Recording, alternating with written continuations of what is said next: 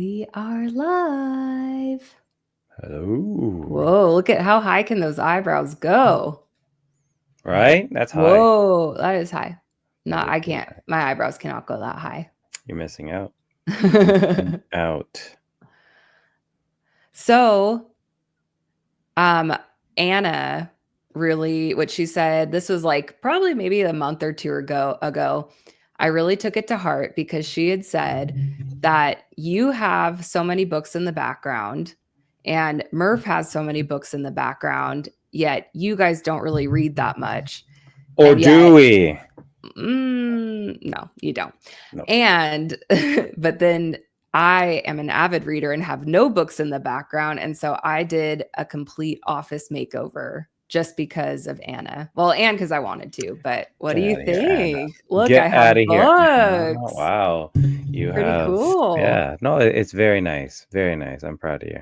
Thank you. Thank you. Gosh, I feel kind of out of the swing of things because we took a week off and then the week before that I wasn't there. So like what's been going on? What's been happening? What do we even say Life. on here anymore? What do we do on the show? I don't know. Life is happening. I know. And yeah, I think it's tough because summertime is busy, lots of stuff going on, lots of family Mhm. stuff. And I think we are awesome at taking breaks when we need to, which we have. Mhm. Um, and I'm happy that we do that. But yeah, it's busy. It's busy. Mhm. Yeah, I know, I'm feeling that too. Yeah, because I guess this is the first summer we've had where we have done more shows than we have in the past, Yeah, like we right? usually we Because take off pretty much all summer, right? yeah. But it's been good though. I'm glad that we've still been able to connect. And even with taking breaks, like I've enjoyed still seeing your face, sort of. Yeah, yeah, everyone loves seeing my face. Come on, let's be honest here. Jamie, how are you? Jamie actually joined us at happy hour. He jumped on, Oh, and yeah, nice. last week, so it was good. Oh, cool.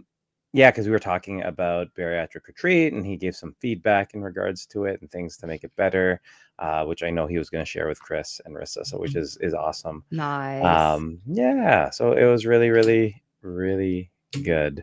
I do want to give a shout out though, um, to the guys at BME. Um, Yes. yeah, so for those who do not know, BME has aired their last podcast And you were on yesterday. it, right? Or oh, Well, it was last week. I was on last okay. week where they Mhm. announced it, and yesterday was their last podcast. I just wanted to say, you guys, we're so proud of you guys. Like you've done Mhm. so much.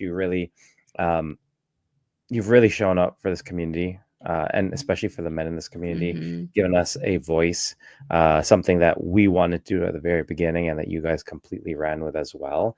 So yeah, I just wanted to say, thank you guys for everything that you've done for our community, for the men in our community, for the podcast community or the bariatric Mhm. podcast community. And we are excited to see what you guys have coming up next. We are here to support you guys in any way possible. So just, thanks to you guys. Yeah, I know, I just saw that yesterday, and I was like, "Oh, I didn't know." But, like, I think when you run a podcast, it's like, for me at least, I was, like, sad and happy for them at the same time Yeah. because it's, like, sad for us because 'cause we'll miss out, but also happy because it's, like, it is a lot of work, and I think it's cool when people can recognize. I mean, I don't know their reasons or anything, but I just it takes a lot of time and energy to put in the work that we all do, and so hopefully that can be spent doing stuff for them that will just improve them and their family lives. And I don't know all the reasons, but that's what I felt when I saw it. Yeah. Like I think, us more than most other people, or podcasters in general, more than other people, know how much you put into it, how much you have to put into it. Um, and for them, like I know that they go to a lot of the events. That's a big part of Mhm. it. It's a big financial as well as a time sink in regards to that or commitment. Um, and yeah, so it's good that they can recognize that, hey, this is maybe the time that we need to put towards ourselves and the things that they're doing. Mhm. Like realistically, Tony and Rab, I am coaching, and so I love the fact that might be part of it. Like they might be just prioritizing the things that they need to because where they Mhm. are in their journey. And not to say that this may change or not change, or they will or will not come back. But I just know that even individually, they'll continue to show up as community. So, kudos to Super them. cool. Yeah. That's awesome. NSV time, though. Who has some amazing NSVs from this week that they would like to share? Shay, do you have any cool NSVs? Cool NSVs. I already shared my paddleboarding one, but that has been a lot of fun. NSV, I've been having so much fun. One of the things I've been doing this summer is being a part of the book club with Mel. We started that in June. And so we just had our last book club meeting last night for the book that we're finishing. And it was just so cool to like hear everybody talk about like what they learned from the book and to have that kind of community and connection. And I was kind of nervous even before Mel brought that, like that we talked about having the idea between the two of us.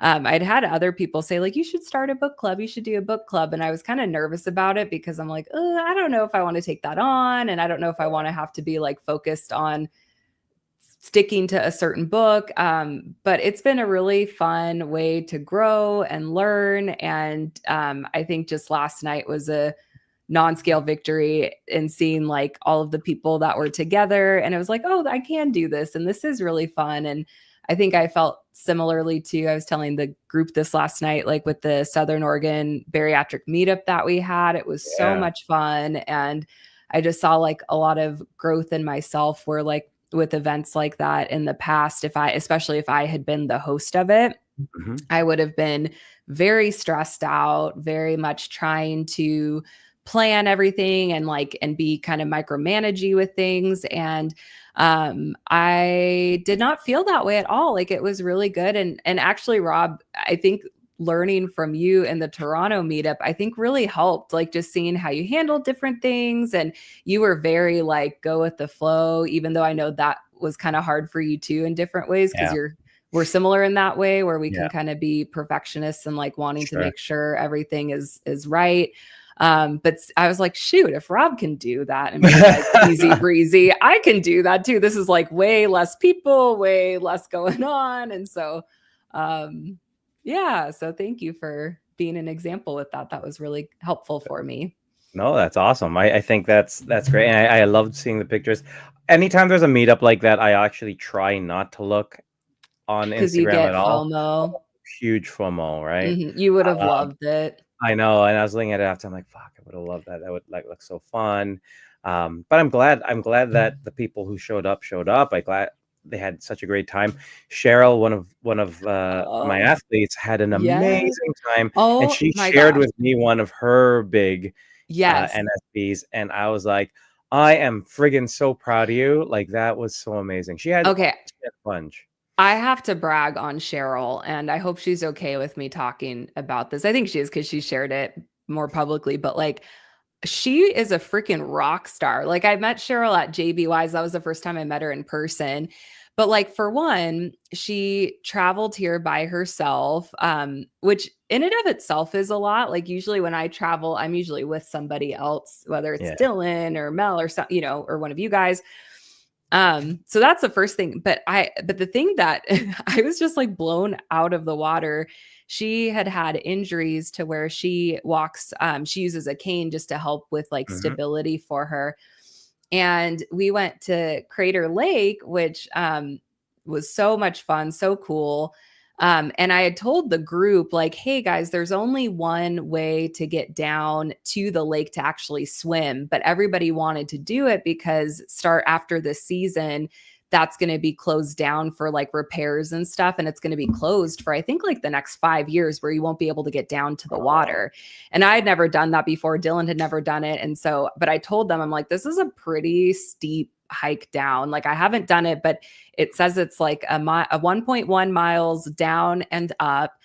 And going up, it's the equivalent of climbing 65 flights of stairs. And so Frank was there, Mel was there, Cheryl, oh gosh, who am I? Oh, my mother-in-law and stepfather-in-law, Dylan, me.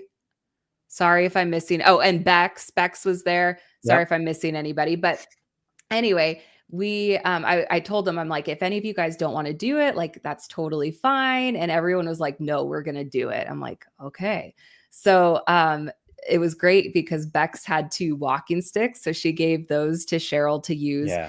And oh my gosh, Cheryl was just like steady Eddie. Like she just Yeah. like was a beast climbing down and then climbing up. And it was just so cool to see everybody like working together. Like we were all just like checking on each other. And then on the way back up, Frank was carrying some stuff for Cheryl. And like I was just so proud of everybody. Yeah. Like we all did it. And I was just like, I kept saying the whole time, like, I'm so proud of us. Like, look at us go. I could not believe it. So I don't know how I forgot that as a non-scale victory for all of us, but Cheryl especially, man, I was just like, Yeah. dang. Yeah, I had one of my goals with her was just like I want you're gonna get rid of this cane, right? Like we're gonna get your stability there, we're gonna get your strength there, we're gonna get your muscle back, and you're gonna get rid of this cane. And I think the biggest thing is you're gonna get rid of the mental block that you need this cane. And I think Yes. that was such a huge thing for her.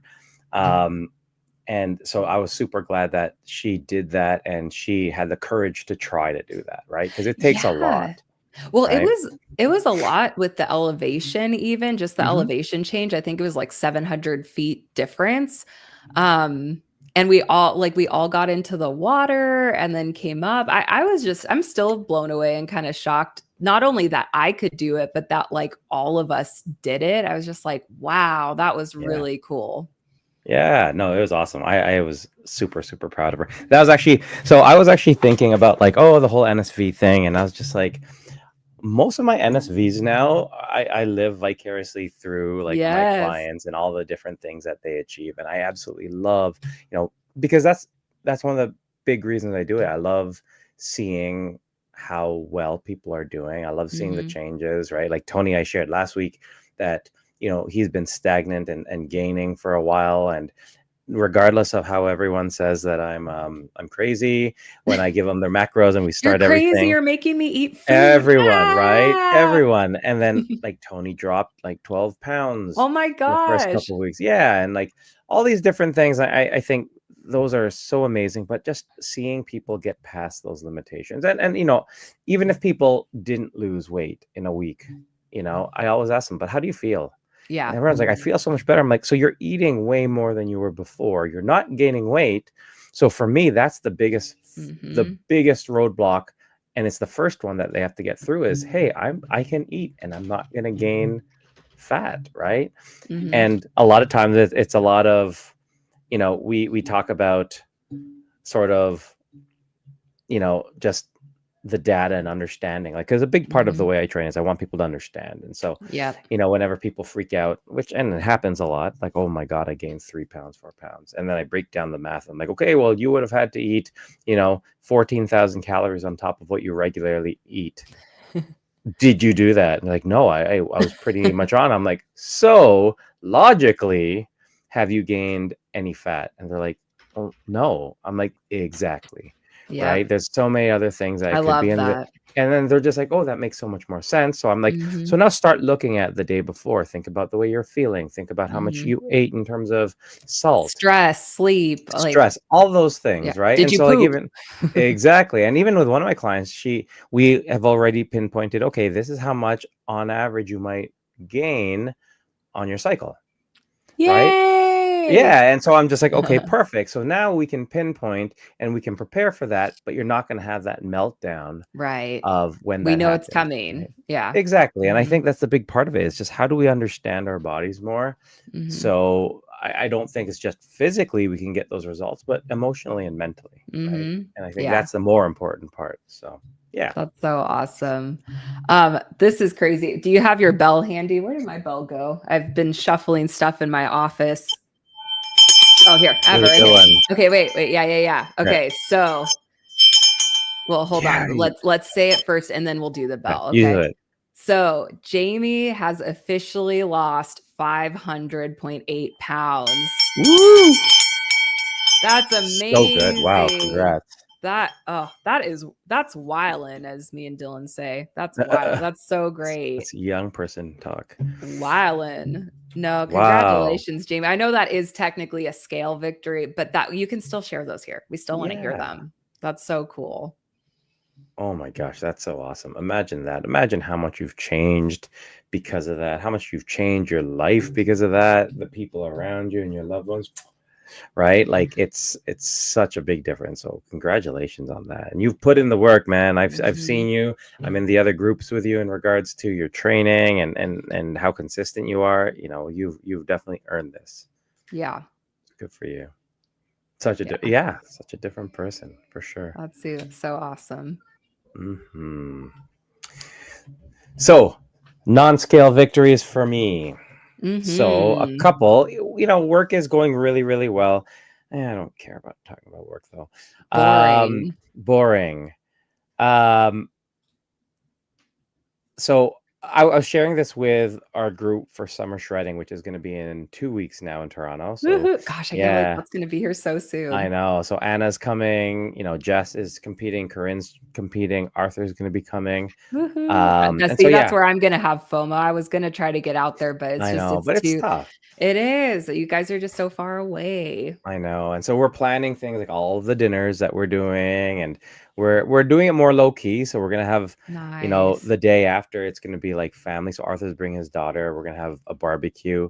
How Originally, I was gonna fun. host a barbecue at my house, but then I don't know if I can say this because I haven't really confirmed. But Kathleen was just like, "Well, I have a pool. We could do a I barbecue." I'm like, know. "Okay, we're doing it at your house." Yes, pool party. Yeah. So it's been fun. Again, these are just celebrating things with those in our community who have worked hard and that they're getting to their goals. And Anna is friggin' killing. Everyone's friggin' killing it, but Anna for me um, is on fire because like even when she went to bariatric, not bariatric side, the event, right? Hello. Dude, man. Hello. Ask Marcus if he likes my new background. Do you like Shay's new background? Mhm. Oh yeah, what is it that you like about it? What's different? Get The out of here. medals. The medals? No, the medals are always there, man. The box. The book. Oh shoot, he did. Yeah, the See, book. he takes a Yeah, the keen picture eye. frames. You're just looking at yourself now. Get out of here. Look in the mirror. He learns from the He best. learns from the best. Yeah. Okay, go, please. Who's that? Marcus, please go. Um, so I don't remember what I was talking about. Oh yeah, Wait. yeah. So we were talking about things with our group. And we were talking about sort of the way that we see ourselves. Mm-hmm. Because I I told the group that I was going to compete with them, but like very last minute. So I posted what my goals are because I'm actually doing a like mini cut for the next 3 weeks. Uh-huh. Um, and they're just like, "Oh, are you?" I was just like, "Oh, I'm going to compete with you guys," and they're just like, "Are you really competing?" I'm like, I don't know, maybe I'm not, but it's good because like we were talking about it, and they're just like, "Oh, well, why are you doing it?" And I'm just like, for me, right? Like I've gained after Mhm. RP, but like, you know, I'm probably at a point where I'm not as comfortable. Mhm. So I'm probably a bit bigger than I want to be, which is gonna Mhm. happen. But that's the whole idea of mini cuts. You're gonna go back and forth, keep the muscle, lose the fat. And so we're sort of just talking about how your perception of yourself changes and how uh, you know, not only does your perception change, but like how it differs so much from other people and what they see, Mhm. right? Because like It's in so my true. head, I was telling because Jess is gonna work out with me tomorrow with her posing coach. They're coming to Oh, Milton. We're gonna do a fun. workout, and I was like, Jess, you tell me if I look how different I look. But it's different because like for me, everyone still comes up to me at the gym because like veins are popping, everything like that. Uh-huh. In my head, I'm like, yep, love handles are there. Yep, this is Oh. there. Yes, is there.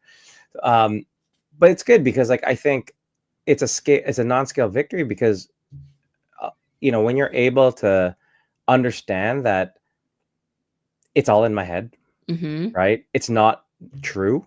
necessarily, right? Like I probably get more compliments now than I did when I was competing or at competition level Mhm. because at that point you also look sort of like you're sick, right? Like my Yeah, face yeah. was significantly Well, it's funny skinnier and because gaunt. I haven't like talked to you face to face, and it's been a few weeks, and I was Yeah. even thinking like, wow, you look really good. You look healthier, Yeah, right? yeah, uh-huh. Yeah. And so it's interesting because like that's sort of the mentality that we sort of get to, because like we Mhm, know where we can get. And mhm, again, it's the same shit, right? Like for 99.9% of the day, I look better at the weight I am right now. mhm, For the moment where I walk into the bathroom and take my shirt off, I mhm, don't. But mhm. again, who cares? Yeah. Because I'm not walking around with my shirt off. Yeah, I know, I'm yeah. like, okay. Yeah, You're not fooling anybody, but okay if you wanna say it. right. But yeah, I think that's big, and I love talking about that with people, because I want people to recognize that too. Like it's not about being your skinniest. And case in point, I Mhm, don't know if Arthur posted it, but he shared it with me and with other people. He posted a picture of him being the same weight now versus back in the day when he was the same weight, yeah, it's and so weird. such a big difference, right? Yeah, body And composition, man, it is matters. everything. It Yeah. matters, right? Mhm. And so, yeah, again, it's all in our head. So, Jamie asked, "Can you?" Well, okay, wait, hold on. Okay, yeah, Jamie, yeah, so Mary had asked if Jamie was thinking or was gonna do radical body transformation, and he's like, "Haven't thought of it." Rob, what have you been doing if you haven't gotten right. Jamie to do this? He would be incredible. He would be Um, incredible. but then he did ask you, us, but I'm guessing more directed towards you, can you effectively gain muscle without ever bulking? Yes. So you can, depending on your experience level with resistance training. So it's called, body recomp or recomposition. Mhm, So especially if you are newer to lifting, a couple years, 3 years, you haven't been lifting much. Like I could still probably do it, because I haven't been lifting too much since I was younger. But it allows you to keep close to your maintenance or maybe a slight mhm, deficit, but you're able to gain a little bit of muscle just because your body is reacting to that so mhm, easily, right? As you get more experienced, it it becomes significantly harder to do that. So you will gain muscle, but you'll gain so little muscle that the most effective or efficient way is to do targeted phases where you have a specific goal. And so, like for me and for a lot of my clients, and this is a hard thing. So I know Jess is on the video or watching the video. This is something that I talk with her about, because my goal with her, she's competing in 2 weeks, but my goal with her for RBT next year is we are bulking.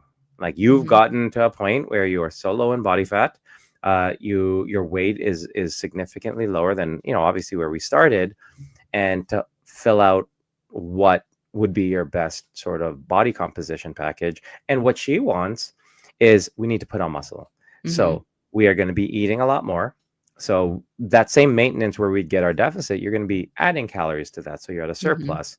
Um, and Jamie hit it right on the head. Bulking scares me. It mhm, for sure scares us because, we worked so hard to lose that weight. And, there's also the emotional part of possible gaining weight, because we're gaining weight on purpose. So my goal whenever it comes to bulking with a lot of my clients and myself, this is the same plan that I use, is I plan on gaining 1 pound of tissue every week, mhm, similar to like my 1 pound loss of fat, but that's specific. With this, if it's 1 pound of tissue that you're losing or you're gaining, depending on your experience level, you can gain half a pound of muscle or 0.3 pounds of muscle, and then the rest will be fat. mhm, Scary. Oh, shoot, I'm going to gain half a pound of fat. But in 10 weeks, you've now gained 5 pounds of fat. You can lose 5 pounds of fat quite quickly, right? mhm, mhm. But at the end of that, you lose that 5 pounds, but you've kept 5 pounds. So it's sort of a back and forth of targeted phases. But at the end of it, you are now 10 pounds heavier with muscle, but your body fat is going to be lower and your body percentage is going to be lower, because now you're going to weigh the same, but you're going to have that much more muscle, Mhm. right? And so yes, you can, Jamie, but ideally being very targeted about what your goal is, and training and eating for that is going to be better. Yep. Yep, yep, yep. Yeah. Well, and it's crazy too, because like I've been just kind of doing more steady Eddie with Yep. my training plan and exercise and stuff. And I'm still losing fat. Like, I mean, Yeah. not like that's not surprising, but it's just cool that it's like, even I feel like my intensity has gone down a bit, especially with summer and things have just been busy, but that's been encouraging to see. And I'm just excited to like continue to build that muscle. And it's like, oh, I can still do these things even if I'm Yeah. not competing. Sure. You For know? sure. And honestly, like you look healthier, you look better. And as you just keep going with your journey, right? Like it's such a big difference. Like, and obviously it's been some time, but you looked like such a kid because you have a bit of a baby face, right? Mhm, But mhm. as you've been losing the fat over time and going My through your little fitness cherub journey, face is yeah, like dwindling. you full out, you're like, girl, I'm a I'll be a woman. woman soon." Like you're coming out. Like this is your coming out party. Like it's awesome to see. I love it. Yeah. But It's weird. I've noticed more, especially like it's been over the last few weeks where it's just like, whoa, I do look different. Like yeah, your face yeah. shape, how Yeah. the angles Mhm. of your jaw Mhm. is significant. So yeah, no, it's great to see. Mary, I've had more compliments.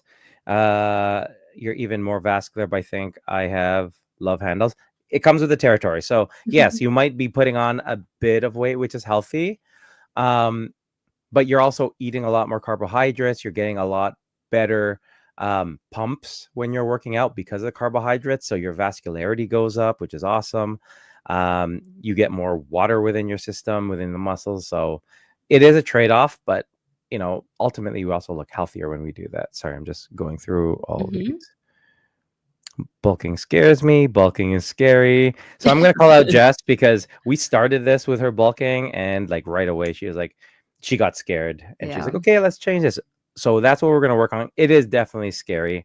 I feel like you should do a Halloween episode. It sounds like that's what everyone's the most scared of is Everyone's scared of bulking bulking. and I get it. So yeah, no, we will address that. We should even do like I did a bit of a PowerPoint presentation all on like my approach to dieting and all that. Yeah, I know, Okay, boring. okay. Is a No, I'm just presentation, kidding. That does sound but interesting. bulking would be a good one just to try to get people to be okay with that. Hotel room, Polly, bulking is so scary. I'm struggling with the eating and gaining. Yeah, and I think it's just a matter of, and again, small changes, right? Week by week. If you're gaining a bit too much, cool. We can talk. We can scale that back to a point where you're comfortable. Because like even if you're gaining not 1 pound, but you're gaining half a pound, right? And half of that is muscle. So you're getting a quarter of a pound. In a month, you just gained a pound. In 3 months, you gained 3 pounds of muscle. 3 pounds of muscle is significant, right? So we could always adjust things based on what your comfort level is. Jamie's lost 30 pounds of fat since January via DEXA. Amazing. Congrats. That's friggin' awesome. I'm pretty sure I need to do way more resistance to help stop my weight loss. You just need to eat more. Without me looking at what your numbers are, it's just going to come down to that. But it is going to be database based on where you are and adjusting those things to get there. But that's going to be a big part of it. Jamie just needs to work with you and compete Jamie in just needs to work with RBT. me We're and all win. deciding it now. Yeah, I would love to see him compete. I think that would be so freaking cool. Yeah. Mary, before I was eating right, I lost 11 pounds in 1 month after I started lifting. Like I said, guys, it's all about your body being more efficient, right? At the end of the day, it is an amazing, amazing machine, the most amazing machine that you're ever going to see in the world, other than your iPhone. Maybe it's better. But Look at you trying to be all funny. I Look at know, you. this is joke. Hey, close my door, man. You're not fooling anyone. But at the end of the day, you feed your body crap fuel or your car crap fuel, it's not going to work properly. So this is going to be an amazing way to do it. Yeah. Well, shall we transition because I'm excited for our guest tonight. Yes.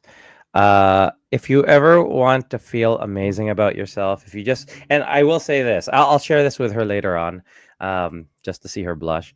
But if you ever want to feel uplifted, just listen to Heather speak. Dude, all the time. Absolutely. Yes, Frig. repeat. You listen to her stories Right? and her videos as a podcast like I do. Yes. I actually don't even listen to what she's saying anymore. I just listen to her, and then I just automatically feel uplifted. But no, 100%, like, she is awesome. Her approach to health is absolutely amazing. And if you want to learn about how to have a very holistic view on what health means, spiritually, emotionally, mentally, as well as physically, like, you need to stay on and listen to Heather, because whether it was beforehand, whether it was after RBT, like, she's just on it. Like, she just gets it. You know, she travels so much for work, as you know, you're gonna hear about. There was never an excuse. It was sort of like, go with the flow, because this is all, you know. And she's so grateful for the ability to still work out and travel and have all these experiences. She did most of her prep doing like full body routines in hotel rooms. Yeah, for in RBT. India. In India and random places. So whenever people are like, oh, I couldn't get to the gym, I'm like, bullshit. Go Because Heather see what was in Heather's India. doing. She was I looking know. for protein in India, Yeah. trying to find something. She was like, all right, so this is what I can eat. This is what's available. And she did it. So like, Yeah. if you're killed it. struggling with just your approach to your fitness journey, or not even that, your wellness journey, and you would like some perspective, please stay on the line. And listen to Heather's story and her approach to everything, because it is absolutely amazing. And also, if you do want to feel uplifted, stay for Sexy Time music. That's starting in 3, 2, 1.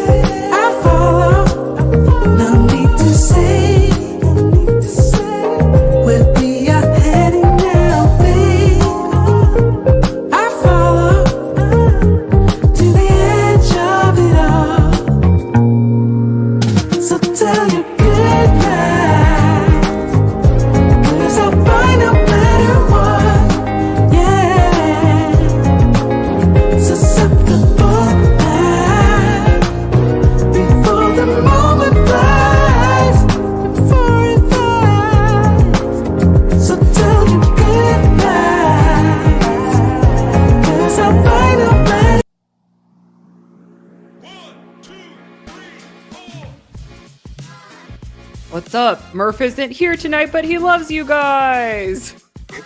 Hey, it's Shay, and I love you guys too. What's up, guys? This is Rob, and you're okay. I'm just kidding. I love you guys too. Welcome to the Waiting Table podcast. Woo! Just us two. Last week is me and Murph. This is we didn't have one last week. The week before. And I'm losing my memory in my old age. That's okay. Now, you and I. Just you and me. You and I, you and me. Thank you guys for joining us on another episode of the Waiting Table podcast, where we have roundtable discussions about the hottest topics of weight loss with, of course, the coolest, and in the case of tonight, the most zen people from the bariatric community. I'm Rob. Unfortunately, Murph could not join us tonight, but we got Shay. Of course, we got you guys. So grab a chair, wind down from your busy day, and take a seat at the table. Shay, how's it going? It's going good. I am so excited for our guest tonight. Her arms, I know we were kind of like bragging on Heather before we Right. officially started, but I was thinking just in our little break, it's like when I have arm day at the gym, I'm thinking Heather and I'm thinking Mary, and they're my inspirations for arms. So I'm so excited. It's going to be a fun night. And I'm excited to be back. I've missed you guys. Yeah, you're okay too. Whatever. That's probably the nicest thing you've ever said to me. Right? I'm glad we recorded it. I'm turning a new leaf over, guys. Well, let us not delay anymore. Our guest tonight is, and we will brag about her later because I can't help but brag about her. So let us just bring Heather Hopkins on. Woo-woo! How's it Are you going? blushing yet? Did you hear us all just like Yes. just loving on you? Yeah. Thank you. Fangirling. That was so kind. And the best part is like we don't even talk nicely about most of our guests. So or about each other. Or We must each other, really like you. Yeah. There's a lot of meaning behind that. Heather, how's it going? Good. I'm like as bright as my shirt right now. Oh, well, just get used to it because we're gonna be loving on you all night. So Thank you. Oh, it's so good to see you. How's your summer been? I've loved all of your videos with your daughter. You guys are so freaking cute. Yeah. How's it going? Like such a great inspiration. So she's 8 years old and she's been playing a really big piece in my wellness journey. And so this summer I was telling Rob that once summer started, basically school is out, right? I haven't been in the formal gym in the last couple of weeks, and I had a lot of mixed feelings about that. And I really started to reshift my mind because we're going to somewhere called the Whitewater Center, which is local, and we're rafting and kayaking. We did a 5-mile bike ride on Saturday, and it was 92-degree heat with high humidity in the south. And I'm like, I need to stop telling myself I'm not working out. Like, first of all, that's not true. And second of all, where did this belief system, this BS come from that it doesn't count if it's not in a gym? Probably Rob. Rob is probably telling you that. No, I'm just kidding. That was so silly of me to allow myself to believe. And so I'm currently working on that. Love it. And I'm also energized to get back into the gym. Once my daughter's in school and kind of summer and the weather is shifting and getting ready for RBT next year, that'll be a really nice journey. But that's something that I'm learning too, is that it doesn't always have to fit a certain mold, right? No. So that was powerful for me. This has been a really great 8 weeks for me to go through. And just because you haven't been in the gym doesn't mean you're not an athlete. And that was something I was kind of wrestling with. Yeah. Well, and I've been feeling that too with summer, where it's like we've just been so busy with like camping, doing outdoors stuff, paddle boarding, like, and it's so cool though.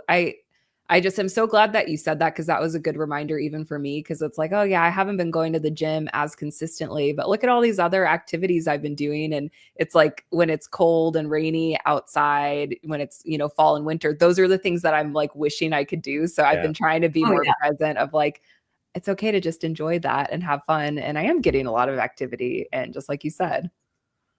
No, that's awesome. 100%. Yeah, and Polly agrees. I know Polly is part of your group, and I'm going to ask you to expand upon that at some point. What's up, Tony D? What's up, Big E? Before we get to Polly and your group, for those who do not know much about you, can you please share who Heather Hopkins is and a bit about your journey, please? Oh my gosh, that's such a great story. Still being written. Oh, it used to be so easy. And I heard y'all talking about how you're changing your backgrounds in your office, and I want to do the same. Yeah. I actually just gave a speech today, and it was called Confidence is Not Born, It's Built. And growing up, I was born in Toledo, Ohio, spent the majority of my life in California. And I grew up like many of us. When you're asked, who are you? I'd say, oh, I'm Heather. I'm an engineer, and I have all these degrees and titles and all these things. And then recently, let's see, 2 years ago, to be 2 years next week, I had surgery. So I had bariatric surgery. I had the gastric bypass. I was 35 years old. I'm 5'3", and my max weight was about 285 pounds, which, is a lot for a 5'3" body. I recall going to the doctor and being nervous and afraid because I lost my father when I was 16 and he was only 39. And I remember being 35 and I had a 5-year-old thinking, I don't want that same path. My dad didn't pass because of complications due to overweight. In fact, I was the only one in my family who was overweight. And that was something I didn't understand. It was something I felt like I did. How come everyone else was born with these genes that made them not obese? And yet I've been morbidly obese. I was 100 pounds by the time I was 5. And I had my younger sister, who's my biggest cheerleader in life, and was literally a cheerleader in size 00 at Hollister. And I couldn't even shop in that store in high school. Yeah, It just wasn't available to me, right? So I grew up with this mindset that you were born with certain genes that made you. That was, as a young girl, that was kind of what I deduced, was you were either born skinny and confident, or you weren't, and you would have to make up for that in other accolades. Even as young children getting introduced, it was, oh, hey, here's Heather. She's really smart, right? Yeah. And oh, hey, here's, these other kids, and they have these other attributes. And no adult meant ill will in my world or in our generation, I would hope, right? You don't realize how quickly you identify with those titles. Yeah. And so, Rob, it's so fitting that you asked me, who are you? I'm on that journey. And I'm really happy that I'm no longer identifying by titles and more around who I am as a person. And that's been a really healthy transition. And if y'all haven't done that in the community, it's time to shed the titles when it comes to your identification while you're shedding the weight. Find out who you really are. Agree. I love that. And, that's, we often ask people that on this, tell us about yourself, who you are. And, a lot of times the story begins and then ends at, I'm Rob. I used to be 400 pounds. Now I'm this. Like, is that who you are? Right. Like we've started doing that with a lot of our, the surgeons who come on, the surgical teams, the psychiatrists, the trainers, everyone, because it's like, who you though, right? We want to know who you are. We want to know why you support this community the way you do. Like, what is it about this community? What is it about you that matters?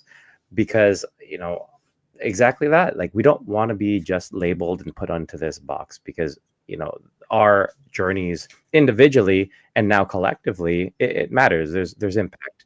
Case in point, why we always have all these people on the show, and people show up because they want to learn about you. They want to hear about your story, right? So that's awesome. No, that's great. I'm looking at this little sign I got the week after I had surgery. I was in a little shop and they had stickers by the cashier, and I got this and I keep it on my desk to this day. And it says, I didn't realize who I was until I stopped being who I wasn't. And that deeply resonated with me, not at first, but going through this journey, it's been so much more than weight loss. And I feel really blessed that I'm soaking all of that in. How are you so friggin' cool, man? I know. It's like Right? everything you say is like, I'm like, oh, that's so good. I need to like write that down. And Right. take notes. Well, yeah, go ahead. Oh, no, sorry. I'm just excited. Well, I know I shared this with Shay, and I think you too, Rob, that I've been shyer around sharing my bariatric surgery story in fullness because I did not want it to scare or intimidate anyone. And at the same time, it is my truth, right? So I was 35, morbidly obese. I had multiple autoimmune diseases, I was really sick. I had a cancer scare, and I'll never forget the doctor telling me, "You're on a path to an early death." And that was my fear. That was why I was in that office in the first place. So when I had surgery, I had gastric bypass, and I came out the other end, and everything was okay, except when I was healing in my first 24 hours, something was wrong. I wasn't moving around. I couldn't go to the bathroom. I couldn't take a sip of water.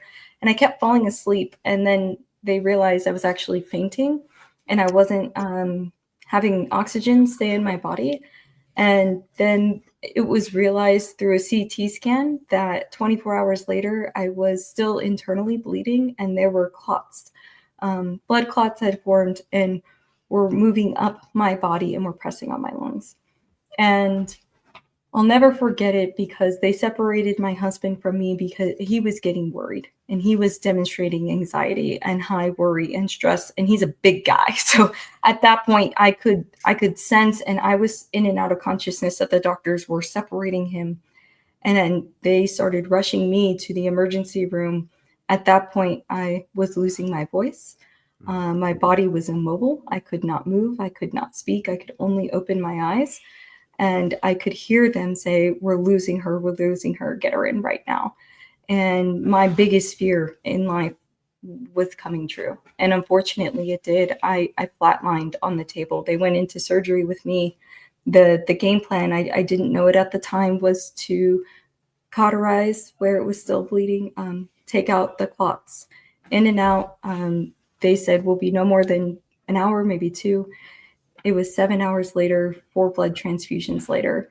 And I'll never forget coming out of that experience because I remember laying on the table, and just before everything was going down and I didn't have my breath and I couldn't talk, I remember I took in like a breath with all my might and I said, "Mom." And the nurse looked at me and I could sense chaos, but I wasn't taking, it was all very out of body. And the nurse said, "You want your mom? Well, she's on the emergency file. We'll get her." And I just remember closing my eyes and shaking my head no. And they said, "Oh my God, you're telling us you're a mom." And I remember shaking my head yes, and I was out. And I had a very out of body experience that if anyone wants to know more about, feel free to contact me. It was very spiritual and very deep. And I remember being so grateful when I woke up and I realized, and I saw my mom there and I saw my husband there and I saw their face. And I remember praying that I would never take this life for granted. Yeah. I would never, ever define my worth and value by weight again. And that was a promise I made to God and myself to say, I will be so grateful to be able to move and eat and walk. And I will never treat my body in this life with the level of disrespect that I had before. And that's a promise I'm fulfilling. I remember going home to my little girl, and y'all, surgery is tough. It is tough. Having that second surgery was really challenging. I couldn't shower on my own. I couldn't walk up my stairs. I was barely able to drink water. So my healing process was a lot longer than normal. And having been a very independent woman, I have a background in engineering. I have 15 years in construction management. I had 300 plus people reporting to me. I was used to being a very fierce and dominant individual. And I can't get off the freaking couch by myself. Yeah. I had just flatlined a couple days ago, and I'm looking at my daughter and she doesn't understand because she's 6 what's going on. And I almost lost all of this. So for me, it comes from that space. And I shared with both of you that I get shy and hesitant in sharing that story because I would never want my story to detract someone from getting surgery. This was such a blessing for me. Y'all, I had surgery on Friday. My dumbass was planning on going back to work Monday. So silly. I was so on a path. Like I was the train that wasn't going to get stopped. Yeah. And I genuinely believe that this experience was required for me to reevaluate my life and understand if the path I was on Was it truly what I was still wanting? Was that in my highest good? And the answer was no, and I was not listening. And so I feel so blessed to have had that experience. That was my journey. Others have had really successful journeys. And I know women and men who've been able to have surgery and successfully went back to work a couple days later, and it was okay for them. That wasn't my journey. And I share this with full context so that others can take what they can from it and hopefully not take fear or worry, but perhaps education and awareness. Thank you for sharing that, Heather. I think also too, it helps other people not feel alone, like when we share our stories, right? And like, Yeah. I hate that you went through that, and I'm thankful you were able to get so much of it. But it makes me think of other people in the community who have had those, complications after surgery or like more traumatic experiences during their surgery. And I think the perspective that you bring is so valuable. And I love your heart in it of saying, I don't want to scare people or like make them not want to have the surgery. But at the same time, like, I think it's also a great way to connect with other people who have had similar experiences to know that you're not alone, they're not alone. And I just really appreciate you sharing that. And I know talking about those things can be really hard. So, yeah, I thought I kept telling myself I was okay. Y'all ever heard the quote, when the body speaks, listen? mhm.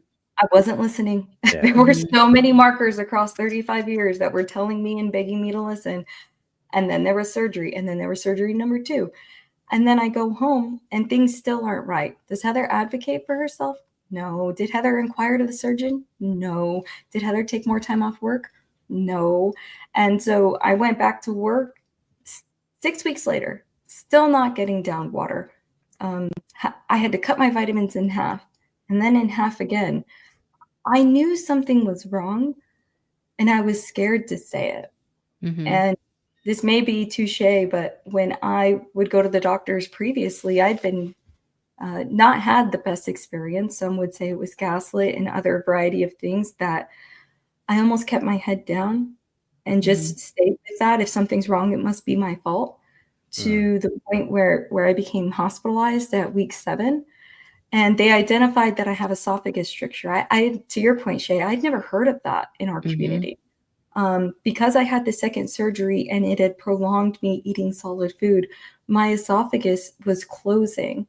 And so each time I was drinking or eating something, I was getting sick. And I thought it was my fault. Look at me dumping. I'm not doing this right. My bites aren't small enough. I'm not eating right. I must have done something wrong. And there was so many ways I was calculating how wrong I was and the amount of shame that I had with that. A simple conversation with my doctor, and he goes, I walked in 5 minutes. He goes, I know what to do. Boom, it was fixed. That could have saved me 6 weeks of strife if I just would have asked. If I just would have said, I think something's off. Can y'all help me? And they would have said, of course. Yeah. But I didn't. And so I would encourage everybody, as you're going through this journey, lean into that team. They're there to support you. I basically was lying on the checkup surveys. You good? Yep, doing everything. I didn't want to admit it wasn't good, and that I was so afraid of doing it wrong. And I had so much shame with the whole process that it prevented me from healing and getting further faster in a healthier way. And that was a really good lesson for me to learn, because after that, the doctor was like, no more online checkpoints for you. Yeah. Only face-to-face conversation. I got kind of grounded, and that was good.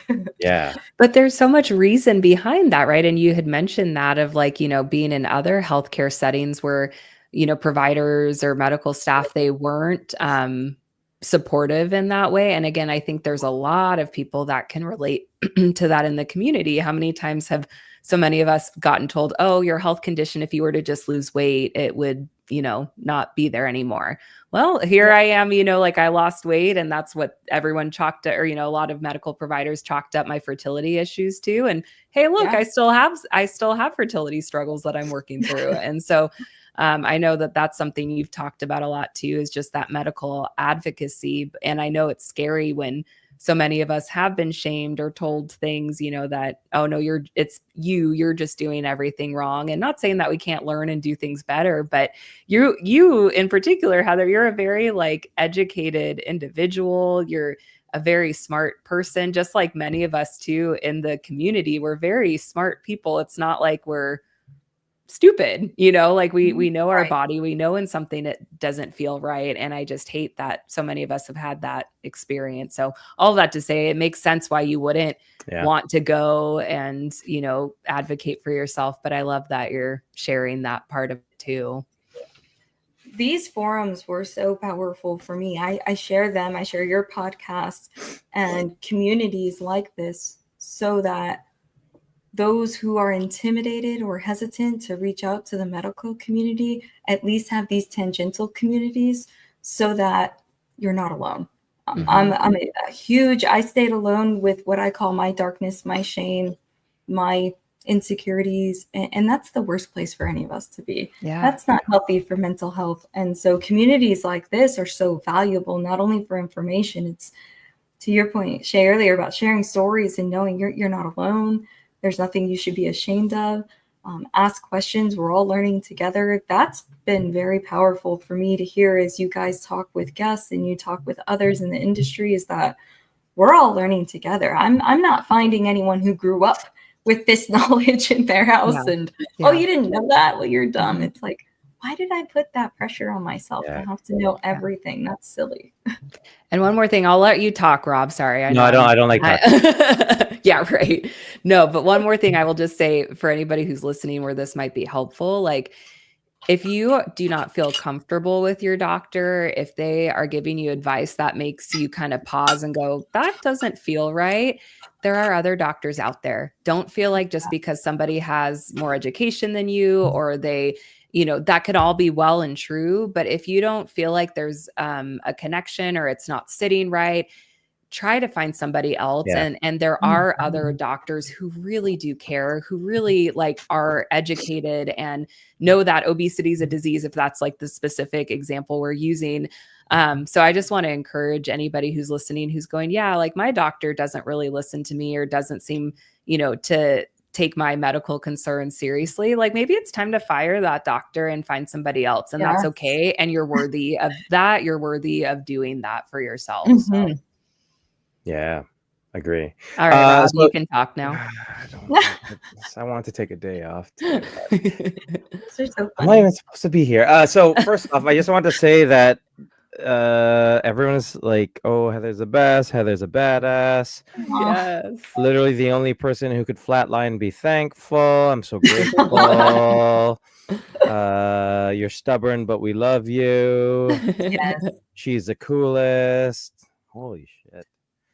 No, but so you spoke about community, and that's actually where I wanted to bring this, because I know that a lot of the members of your community are tuning in today and sharing some of their a lot of these comments. So I know you work so well with other people, and you help advocate and you help other people on their journey. Can you share what has sort of brought that on, what you like to do, what you personally get from working with some of these people in the community or just community in general, and tell us about a bit about that.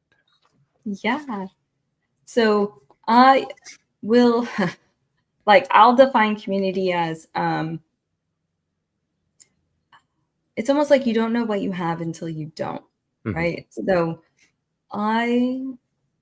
up until I was in my mid-30s, for over 20 plus years, I lived in California. And I spent most of my life there and had an opportunity with work to relocate to South Carolina about 3 years ago. I was at the climax of my career and, oh, wow, climax of being unhealthy, right? So this was all coming together. That's relatable, right? I was sacrificing to get, and the math wasn't mathing, and I had surgery. And y'all know I just went through that story. And when I did go back to work, I was not the healthiest version. I was not healed. My mind wasn't in the right place. And I was working for a company and I had a very high-ranking role with a lot of responsibility, and I wasn't able to fulfill that. And so after almost 15 years of being with that company and identifying with that and the titles and all the things, it was decided that I would be let go. Oh my God, y'all, can you imagine? I just flatlined. I just relocated. In under 2 years, uplifted my entire little family of 3 across the country from California to South Carolina, where we know nobody, for a job I no longer have. Yeah. And now I'm sitting at home, still not able to eat. I'm going through the esophagus stricture, and I am sitting in such darkness and shame alone. Mm-hmm. I remember giving up my technology, right? Your little hardware, your laptop and your phone. And I'll never forget the phone and how it relates to community. I had a position where that was never silent. I had a 24/7 response, always calling, hundreds of people reporting to me. That phone was always going. And then it was silent. And I recall my contacts list being thousands, and it went down to 50.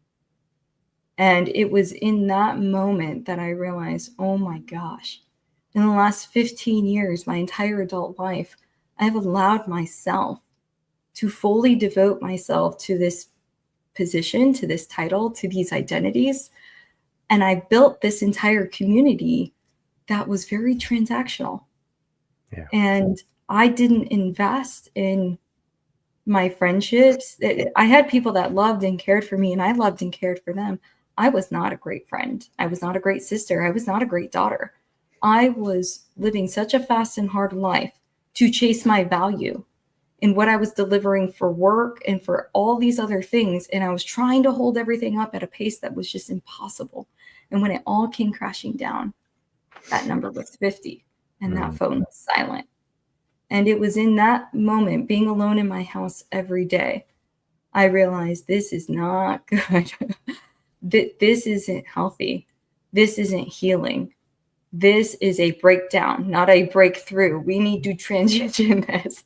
And I am very thankful for my health insurance. They had a private community on Facebook. I wasn't ready to be completely open about all the things. And in that private community, I was always posting anonymously, right? And get feedback. And that was my slow introduction. And then within 6 months, I decided I'm going to make my first post not anonymous. And it received lots of love. And then I thought, okay, in my journey of not having any shame, and I don't know what table I sit at, and I don't know what community I fit in. What if I just built my own? And so I started a little group called Shine Bright. And the idea is, no matter what darkness we're going through in life, to know that there's light within you, and to shine on and shine through it. And my philosophy I had, and the vision I had in my mind, was if I could shine a little bit of light out there, and someone could see a little bit of me in them and see that little spark, and they had their spark, perhaps we could come together. And that was my way of going, how might I create community based out of love, allowing the shame to go? And so I started a little Facebook group that was private, and we call ourselves a little Shine Bright community. And it's amazing. And I'm not sure if y'all have gone through this. I didn't know what I was doing when I started. Yeah, I knew I could control myself. Yeah, we still don't. I don't know. I started it to one, release the shame in myself. I started for the first, I never had Instagram and social medias before. So I started Heather Inspires Vitality. And it was this idea that I'm going to stand in my own skin and just be myself for once. And I'm going to shine. And if that can support someone, inspire someone else, that'll be a beautiful thing. And if it doesn't, it's still going to be a beautiful thing. I had to learn that too, right? So in my community, there's been wonderful, beautiful people like Polly and others who have come and have really been a beautiful support network and group. And just like your team, Rob, with all of the weightlifting and the beauty that comes with it. I had never met individuals online. I feel like I'm aging myself a little bit. I wasn't sure how all of this was going to work, but I have redefined community. And I am so thankful for the experience of going from thousands down to 50. Yeah. because it was healthy and it was humbling. And I don't take my friendships for granted anymore. I don't take my family members who I deeply love for granted that I'm just going to call and they're going to be on the other end and pick up. And I have some regrets about not investing in those relationships. I think it's healthy to have regrets. There's power in regrets, and that's a great book, Shea, for the protein and plot holes, is The Power of Regrets by Daniel Pink. Oh, I'm gonna write that down right now. I regret that. It's one of the top regrets across hundreds of millions of people that were surveyed when he wrote the book. And so when we regret something and we can acknowledge it, we have the power to change it. And so I can say that that's how I lived up until today. That's not who I'm going to be going forward. Back to the identity, right, Rob? Who I am going forward is that I'm part of loving communities. And when I'm investing in you as a friend and in a relationship, it's going to be authentic and I'm going to communicate and connect. And that's the choice I'm going to make. And I love that, Heather, in the version that I'm on, and I'm going to focus on that if it resonates. I love that so much. How did I know? I didn't know about the Shine Bright community. That is so freaking cool. Like, how can people be a part of that if they want to be, aka me? How do I be a part of that? You know what? That's a great question. I started it, and I don't know how y'all have. So, Shay, I heard you say earlier how much of a passion project, podcasting can be. Yeah, yeah. Beautiful. I'm still new to building communities online. And I don't have that answer, Shay. Right now, it's follow me on Heather Inspires Vitality, and I will figure it out. Because you said it was like a Facebook group, right? That I just deleted, and we became a WhatsApp chat. So I don't know, Rob. Cool. We became a WhatsApp chat. So I guess that would be the healthiest way. And I am looking, and actually, I'd love to learn from you guys how we build community, because I don't want to keep my little Shine Bright community to myself. I would love to have it shine in the world. Our motto is to help uplift each other, and that there's no shame in the darkness we're facing. So much out there, and not only my own. I got to remember I have my little 8-year-old watching me, and I have to be very mindful how I'm speaking about my body, food, the criticality that I'm bringing to my life, because her little eyes are watching everything. So that's been a unique challenge in this journey, and I'm really grateful for it. It's a really good sounding board sometimes, even when I don't want it to be. Yeah. Well, yeah, it's funny. I used to not be a fan of Facebook groups, but I think it's because I had seen some that were a bit ugly, and I'm like, oh, I don't want to be a part of that. But like with Mel and I, with doing the book club, and then we've been doing the weekly chew, it's actually been really fun. We have a Facebook group for each of those. And it's really fun because we'll post stuff in there, like anybody who's in there will share stuff and say, like what we're doing or things that pertain to the book or whatever. So I've been finding more community. It just has to be the right Facebook group I've found. 100%. Yeah. I know, Rob, you've been part of a few gnarly ones too. Horrible. But yeah, I think, your community, especially if it's something that you create with a lot of like-minded people, because, there could be a lot of things in common, like weight loss surgery, whatever. That doesn't mean that those are the right people, just because you have just that in common, right? Like, I think it really needs to, like, your values, the way that you approach things, your outlook, like, these are all things, and realistically what you are looking for, right? I think all of that really allows you to create that community. And that's why, even like when we were talking about, RBT, right? Like, we had a WhatsApp group with all of us together. Which was so fun because, and I thought it was so fun when we actually got to meet each other, because most of us hadn't met in person. And so it was sort of like in the lobby or the day before, and we're walking around and doing grocery shopping. But, there are a lot of people who are there competing, right?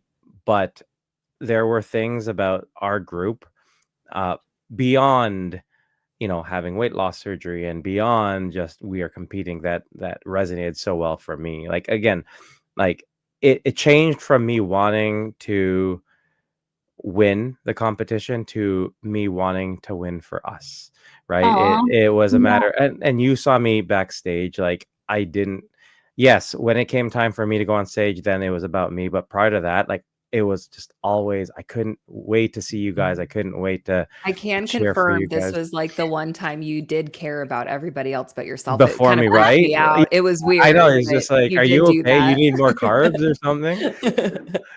You are Um, so considerate, both of you. Like, I, I have so much respect and am in awe of your bariatric community, of the efforts that you guys do, how much passion, time, and commitment. I'm not sure if we're all aware of how much labor of love that these efforts become. I started to get a taste of it in running that community, and I began to realize that I wanted to give more than I had. Yeah. And that it's such a blessing to be able to participate when there's folks like you in the community who are standing there. So even in this, being able to be part of your podcast and having this wealth of knowledge, and I didn't have to go and create it and edit and do all these things. It's so amazing. I have so much respect for both of you and how much you're doing for this community, that I want to participate and I want to help. And I know my boundaries. Yeah. Mhm. And I'm learning that you can want to give and not at the expense of your full self. I didn't have that before. I just Mhm. gave and gave and gave and ran on empty. And so it's been a really great learning for me. That's so great. I know it's something that it's always a balance, right? And Rob, Murph, and I, like, we always are kind of working at making sure that we're taking care of ourselves individually, taking care Yeah, of our families, and then the podcast is after that. And we've gone through a lot of things that we've worked through over the time of like, I'm really proud to say, like, I think we've always kept that at the forefront of like, if there's something that's getting in the way of any of us individually not feeling well or being well, or our family or anything like that, I feel like we're very considerate of that. And I think we've been really, I don't want to speak for us. I know it's been very helpful for me to have that kind of support and accountability in a sense. Like, but you have to be on yeah. the same page with that. Yeah. So, Rob, something I learned during bodybuilding, and I'm still challenging myself to do, is like this 100% ownership mentality, right? Mhm. So, what you were speaking about, Shea, I know I struggled with. Okay, I want to have 100% ownership. I'm going to be I'm going to be in the driver's seat of my life. I'm going to steer this. We're going. I'm going to get healthy. I will lose this weight, and I wanted to stop viewing my body as something I had to take away from Mhm. for it to be good enough. And I remember typing in how to build your body, because I remember thinking I have to be building it. I can't just be chipping and taking away. It felt so wrong to be having that deficit mindset. And Robert came up literal bodybuilding. I remember Googling, can there be bariatric bodybuilders? I bet not. And like, yep. So that was like super exciting. And on this journey with you, I remember being afraid of, how can I preach to have love and value and it's not going to be on the scale, right? And yet I'm going to be weighing in and doing these Mhm. macros. How am I mentally going to navigate that? I'm telling myself to love my body no matter where it's at, and yet I want to hold these standards to myself in the gym. I really wrestled with that. And where I've landed, and where I think I will continue to be in that challenge, which I want to view as healthy, is I focused on the effort and not so much the results. So Yes. in my bodybuilding journey, I remember watching our group chat and everyone was saying very wonderfully, like, I lost 5 pounds, I lost 7. And week after week, I'm like, 0, 0, 0. So in my like 8 months of bodybuilding prep, my scale was almost dead center. Mhm. But my body went from a size 8 down to a size 2. And the scale Wow. stayed the same. And, people say, take Wow. pictures. Y'all, I would take pictures and I couldn't see it. And I know that Mhm. sounds silly. I would get comments like, Shay, you've been so nice. Like, look at Heather's arm. I would cover up my arms. I would never show Don't it. you So ever cover up those arms. I it love was when you like, show them off. it was so powerful in the community, because I want to say to everyone out there, you are not alone. if you are struggling to find this healthy mental balance of not living life by the scale and also wanting to be responsible and hold yourself accountable, and as you're navigating that, in the last 6 months, I achieved very healthy results. Mm-hmm. And I did it by not the measurements of the scale, because that was not telling me anything healthy. I did it by saying, my goal this week is to go to the gym and track my food. My goal this week is to have a healthy, and I would write these little mantras, to have a healthy balance of fuel, which will require, and I would write those words, this requires me to eat in these quantities, because I also struggled with increasing my calories and increasing my fat and carbs. And the moment that I allowed myself to use those words and reframe is the moment my body composition significantly changed in a really healthy way. Yep.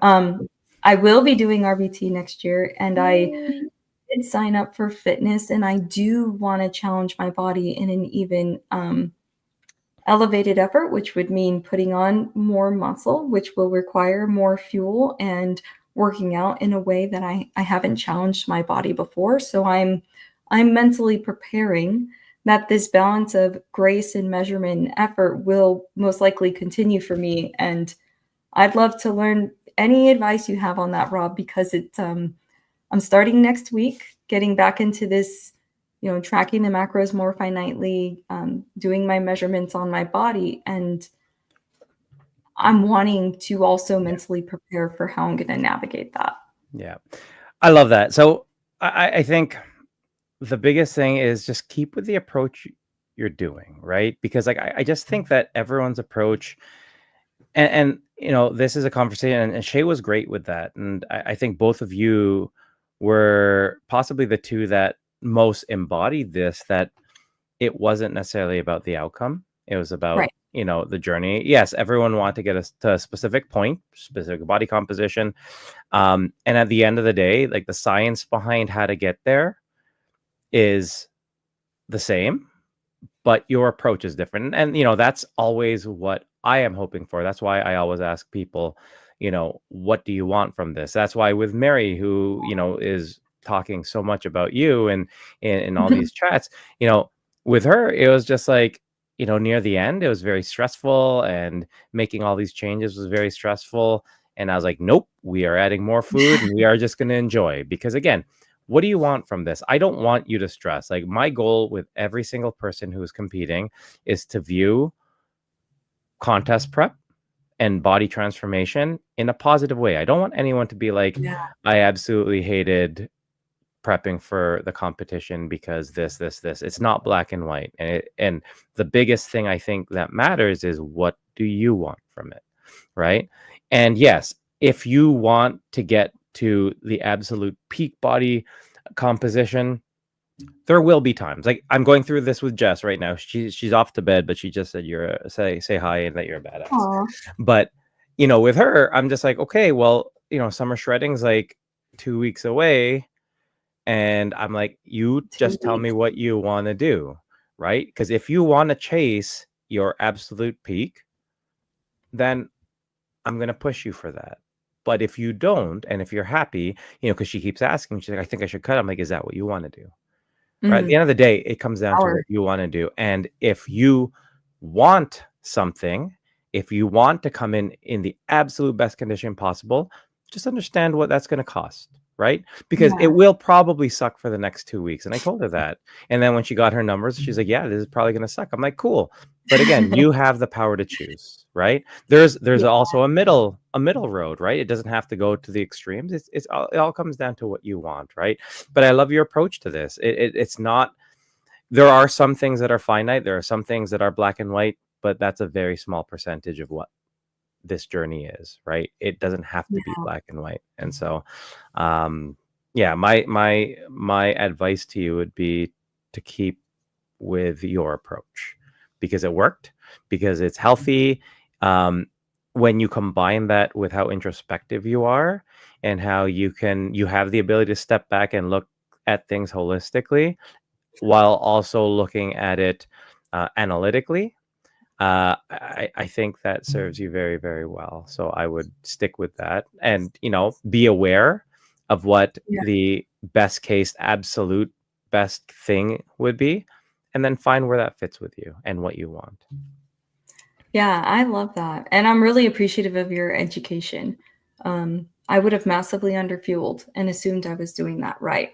And I'm so thankful that you guided and shepherded us on nutrition and the whole community, because I wouldn't have known better. And I would have I would have put in so much work and effort and not had the result, and had some major health consequences that I Yeah. wasn't aware of, Rob, of underfueling and how dangerous that could be for your body and how disruptive it could be to our hormones and sleep. So I'm really thankful for going on this journey. I'm encouraging others to do it, even to reframe our minds about what can our bodies do? Where do Yeah. we want it to go? How do you want your body to be? How do you want to build it? Even if building it is taking away, how might you reframe it so that, this is my little engineer coming inside, like, what do you want to design it to do? Sure. I spent so long just focusing on what I wanted it to look like. It Yeah. was a little while before I said, oh, what can I do with this new machine, this new body? Oh, I can bike ride and kayak and unlock new levels in life I thought weren't available to me. Silly, they were always available. Yeah. And I just didn't allow myself to believe that. So I'm having fun, and I was also jealous of Shay's trip. I was like, oh Oh, man, I that water know. looks gorgeous. That Right? was so cool. I know we'll have to get you guys both out to the West Coast Oh at some yeah, point. definitely. Do you It's know when funny. that would work? 2027 Just Be You Awards, when we do our transformation bodybuilding showcase, We will where all be I together. 100% That's expect cool. Heather to show up and Mhm. represent. Because honestly, like, the amount of people who are just so, not, I wouldn't say inspired, I wouldn't say envious, I would say inspired by everything you achieved, how you looked. Mhm. Um, I love the idea that, especially this group that did RBT with us, like I see you guys as the ones that have opened the door to the community Mhm. to see this Yay. world and to have seen this world in a healthy way. Mhm. Because again, like, that's the most, for me, it's the most, that my number one goal is, I want you guys to be able to see what you can do, Mhm. right? Yeah. Everyone who talks to me, and this happens with every single client, they're like, I think I can get this. And then I'm like, cool, you can get, and then I set a new goal for you and I say, Mhm. you can hit this. And they're like, no, I can't hit this. And then when you're there and you're hitting it and Rob you're just likes able to to be do, right. He I just just like likes to be to right. be right at the But end of it the day. happens with every single one of you guys. But again, that's the limiting It's beliefs that interesting. we have, Yeah. right? And how we view, like, who we were before. That's not who you are now. The limitations And you your had. knowledge, Rob. I'm not sure you're giving yourself enough I credit. know you are like my biggest cheerleader and booster upper. But the amount of technical knowledge that you have about the body and nutrition, it's not by chance that you're able to project what our bodies are capable of. Mhm. I'm impressed and so grateful with the level of knowledge that you have about how to fuel, how to move, how to do so with different body constraints. Like, I am hoping to bring more of our bariatric community to you who are intimidated of resistance Mhm. training, who are unfamiliar with how to fuel their body, and they think it's unavailable to them. I'm really inspired for them to continue to come to you guys to see what the art of possibility is. That's exciting because it's not always available Yeah. in our surgery centers. And it wasn't for me. So finding the two of you, finding this community has been not only a blessing, in some ways, it's been life changing. I'm healthier because I found folks like you, Rob and Shay, to be able to help educate me on different resources about my body that at 38 I didn't know about. I didn't know, Rob. You would. I'm not even going to say what my carb intake was. It was dangerous. That's what it was. It was dangerous, and it's what I was being told by the medical community. I'll say it: 30 grams of carbs. 30 grams of carbs, 8+ months out of surgery. That's dangerous. That's not what you should be doing, and I didn't know better. And so your knowledge, I just want to give you credit and make our community continuously aware that nobody's guessing. I mean, you both of you have done a lot of work to educate yourselves on this. And Shay, I learned a lot from you about being a female and all the hormones and all the different ways it impacts our health. Didn't learn that either until I met you guys. I know. Trust me, I've been trying to educate Rob and Murph on periods. That's been my main goal. I'm a pro. Yeah, no, you are really good with cycles. I'm like, good job. No, it's so important. It's the stuff that it's like, why weren't we taught that when we were kids and growing up and stuff? It's like, but it's cool that we can educate ourselves now and teach our kids, and it's neat. Yeah. And it comes back to that community thing, right? Because again, we don't have these resources out there, and having the resources like we're talking about with a lot of the surgery program dietitians, a lot of the people who I work with, they are still talking with their dietitians in regards to what they can eat, what their intake should be. They like 30 grams of carbs. The thing is, you're right, we don't know better. And again, if we go back to that limiting mindset, oftentimes we still see ourselves as the same person when we had surgery. So, okay, maybe 30 grams of carbs was, tolerable at that point, but we're not that person. Now we are different. Now we are active. Now we can move. Now our thought structure is different, but yet our practices aren't. And if it wasn't for this resources we have within this community being able to help and uplift each other, we would still be within that same cycle, right? And so that's why the things that we do, the things that you do to help others is so important, right? Thank you. Yeah, because when I was under fueling and I would get tired of my walking, I just had a ton of shame with that. I thought, how am I ever going to step foot in the gym? I could barely go on a half-mile walk. Little did I know, 30 grams of carbs, of course you're going to get tired. That's not enough fuel for your brain to cognitively function. Now your body's competing with your brain, and of course you're yawning. It's not your fault that you're not doing a sleep pattern right. And so learning to unlearn that the root cause of failure isn't always me, and perhaps it could be these other things, and there could be a variety of knowledge to go, and you don't have to get, to your point, Shay, knowledge from just one area.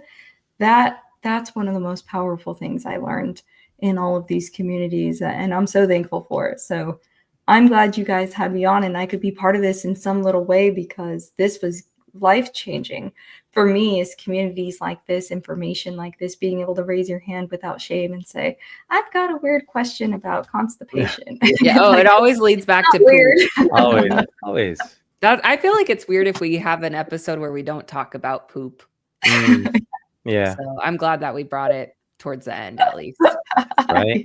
And I know we are we are pretty much at time, but you did mention some, and I got this from when I started going to see a therapist back in the day, and this happened to me, is listening to myself and words I repeated a lot, and I repeated guilt so much, the word guilt oftentimes, and it was coming back to look at that, and I did notice that today you talked a lot about shame. And the shame that we have, or we had, and again, there's no definitive line in the sand that said, okay, had versus have now versus still working through. Like, how do you feel you are now compared to the different points in your journey with handling some of those emotions, things like shame that you were feeling for a variety of different reasons? So I handle it a lot more healthy now, in that I'm quicker to recognizing when I'm in that state and I'm experiencing it. And I've come to the state to shame isn't something to go and hide from. The biggest marker I realized is that when I'm feeling in a place of shame, and I'll give you an example, I am completely transparent about my journey in all dimensions of my life, except in the corporate world. And I've realized, I haven't posted on LinkedIn about this. I haven't shared with all of the world in that way that I've done this. Why? Why am I choosing to go dark there? And the reason is because I'm still carrying some shame and worry that others will view and differently. And when I can recognize that and say it aloud, I could say, okay, Heather, this is a piece of your life that you're still outsourcing your value. And the minute that you give that piece away to someone or something else is the minute that you tend to go dark and you dim your light. So I've come a long way, and I still have this little bit of way to go. And where I'm recognizing is I am working on my inner foundation to be ready for that fully, and I'm not rushing it. I'm also not completely embarrassed of it. I'm acknowledging it. And I am now preparing on how to do that. And it starts with leaning into these communities and continuing to go public and continuing to build myself up and allowing myself to say, what if I changed worry to wonder? I wonder what it would be like to go completely transparent in the corporate world and just be myself. I wonder what benefits and who I could inspire. I wonder how this will elevate my life in the most meaningful, impactful way. And every worry that I had is basically the opposite of that. And I reframe it. And one day I'll get to that inflection point and I'll share with you guys when that is. And I'm wanting it to be in 2025, but I'm not quite there yet. And that's okay. And I'm not going to be ashamed of that. And can I just say that's a really safe way to approach it, because like how I picture it when we're learning and growing and we're doing all these new things, it's really healthy to practice those things that feel really big and scary with really safe people starting out, right? Like if you almost Yes. think of like a target, like you start with your inner circle of like, these are the people that I know are my people, you know, spouses, friends, things like that. Then you can expand that out, right? And then, okay, this new set of people I can try this out with, and because I'm learning. And so it just sounds like you're kind of in that ripple phase. And one other thing I'll just share, because I resonate so deeply with what you're saying in that corporate environment. And after surgery, I've played around with that a lot. And it's amazing how starved people are for that authenticity. And so whenever the time feels right for you to integrate that in more in whatever way feels good, like I think you're going to be so stoked about the response you get in return. And I've been very surprised by that, where how I show up here is now how I show up in my day job. Used to be very different. Oh, cool. Yeah. I agree. But it's like, wow, this is actually, I don't feel so drained from my day job anymore because I'm just being myself. And then the reception I get back is like, it's so nice to talk to like a real person. And then other people feel like they can start dropping their masks. And it's very, very cool. So just an encouragement. 100%. Like oftentimes in sales, we go through different, and not just in sales, but in a lot of other things, you do different personality tests, to see what personality you are and all these things. And it becomes abundantly clear that when you try to be someone or a different personality, even if it's a little bit, it's exhausting, right? And I know that's, as someone in sales, like I'm very data driven, but being in sales, I also have to put on a very social and talkative and whatever the case. And I do this in a lot of public settings, like JBY, I was like that. And it's very exhausting, right? And I found that with me, similar to what Shay had said, when I became very open about all the different things that, on my health journey, it was one of the most uplifting and relieving things. And it allowed me to be a better person professionally in what I do, because this is who I am. It allows me to approach a lot of different things, like the most recent JBY, just as myself, and understand that this is good enough. And if it's not for you, then that's more of an issue for you and not for me. Right. And everything that I approach now, and my wife laughs about it. She's like, everywhere we go, she's just like, all these people friggin' know you and know about your story. And then everyone starts talking about how you inspired them and this and this. And I get all these messages. And this is a lot of people from work. It's just because your story has so much power, whether it's within our community or your other communities. And so I am very much looking forward to that message that you will send me when you do open up and see how amazing it is for you. And if you're in an environment where the reception is not super great from you being yourself, that's more of a reflection, most likely, of a toxic environment or a Yeah. toxic community that you probably don't really want to be a part of anyway. And that's what I found is like different jobs and things that I've been in, the reception to me being myself was not very good. And it was like now reflecting back going, oh, it's because that was a toxic environment and it felt icky to me. And so it might be reframing of like, okay, if the reception isn't great, like it might just be that like those aren't my people in a work environment, in a social environment, or we're not aligned and we don't have the same things.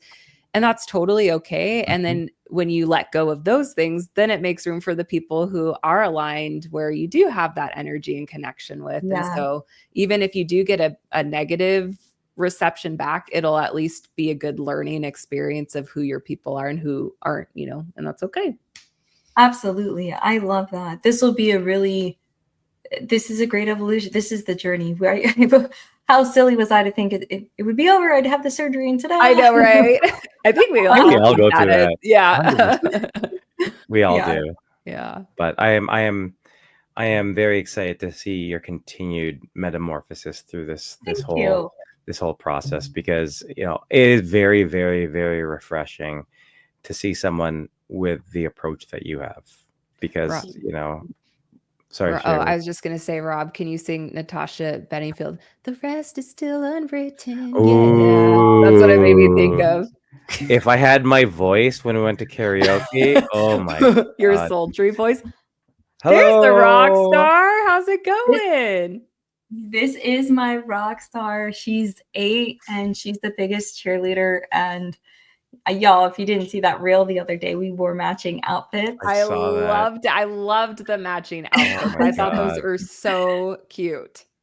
Every time Marcus wants that, and they've got such heart, and it's so awesome. So Rob and Jay, I'm looking forward to us starting like a little kids health group around, you know, I'm most likely going to put up some more reels around how do we talk about health in our bodies with our littles, and how we are.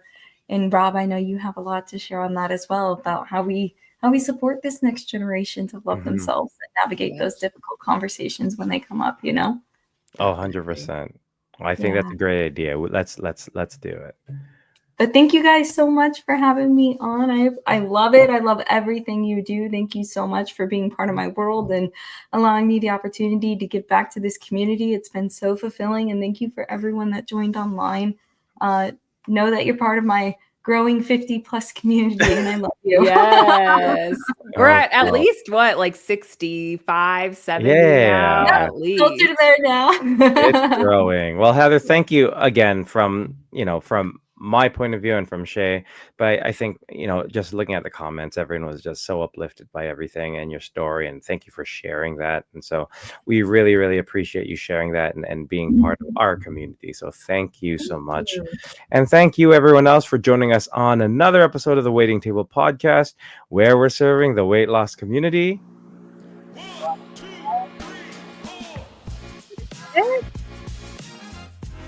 Voice. Now we have to wait like a few seconds after. All right. We'll plan. 1 pound at a time. 1 pound at a time. Bye, Have a good night, guys. Thank you.